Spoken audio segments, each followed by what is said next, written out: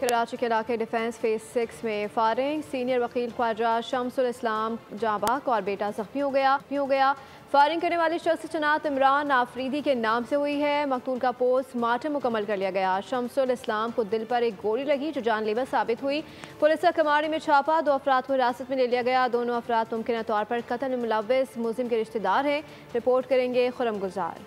Defence phase 6 में firing, senior वकील शम्सुल इस्लाम जाबहक बेटा जख्मी हो गया। हमलावरों की शिनाख्त हो गई। पुलिस के मुताबिक शम्सुल इस्लाम ताजिर की नमाज जनाजा में शिरकत के लिए आए थे। मस्जिद से निकलते वक्त मुलजिम ने फायरिंग कर दी। शम्सुल इस्लाम और उनका बेटा फायरिंग से शदीद जख्मी हुए। दोनों को निजी अस्पताल मुंतकिल किया गया, जहाँ शम्सुल इस्लाम एडवोकेट दम तोड़ गए। वाक़े की CCTV फुटेज भी सामने आ गई। मुलजिम ने शलवार कमीज और बास्केट पहन रखी थी, जबकि चेहरे पर मास्क लगाया हुआ था। पुलिस के मुताबिक फायरिंग करने वाले शख्स की शिनाख्त इमरान वल्द नबी गुल के नाम से हो गई। मुलजिम शम्सुल इस्लाम साबिक गनमैन का बेटा है। SSP साउथ के मुताबिक हमलावर ने फायरिंग के बाद बुलंद आवाज में कहा अपने बाप और भाई का बदला ले लिया। शलवार कमीज में उसने वेस्ट कोट पहना था और मास्क लगाया हुआ था अपनी आइडेंटिटी हाइड करने के लिए। जब मार के वो भागने लगा तो उसने कहा कि जी मैंने अपने वालिद का बदला ले लिया है। तो लगता ऐसे ही है कि किसी ये पर्सनल एनिमिटी का जो है वो रीजन है। मकतूल शम्सुल इस्लाम के साथ मौजूद इनके दोस्त ने जाए वकूआ पर जो मंजर देखा इसे कुछ यूँ बयान किया। नमाज भी हमने पढ़ी, जुमे की नमाज के बाद फिर जनाजे की नमाज भी हमने पढ़ी।